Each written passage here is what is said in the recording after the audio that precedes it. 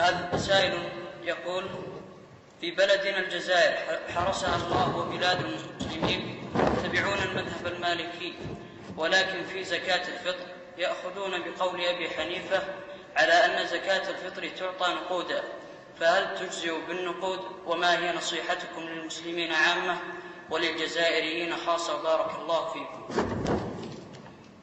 صدقة الفطر بيّنها رسول الله صلى الله عليه وسلم بيانا واضحا، وهي صاع من بر أو صاع من شعير أو صاع من تمر أو صاع من زبيب أو صاع من أقط، لأن هذه هي الأطعمة التي كانت موجودة على عهد الرسول صلى الله عليه وسلم عند البادية والحاضرة. فإذا جاء أطعمة أخرى تحل محلها يخرج منها صاع من طعام، لأن في الحديث صاع من طعام البلد الذي يؤكل قوت في البلد يخرج منه صاع. أما النقود النبي صلى الله عليه وسلم لم يأمر بها، مع أنها كانت موجودة في وقته، كانت النقود موجودة في عهد الرسول صلى الله عليه وسلم، لماذا عدل عنها وأمر بالصاع من الطعام؟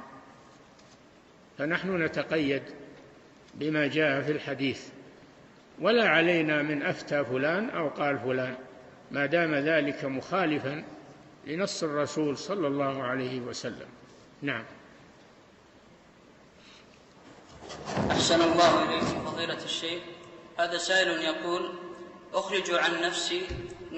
أخرج زكاة الفطر نقودا ووالدي يخرجها طعاما، فهل عملنا صحيح؟ فيدونا جزاكم الله خيرا. والدك هو المصيب، الذي يخرجها طعاما هو المصيب، فأخرجها طعاما مقدرا بالصاع.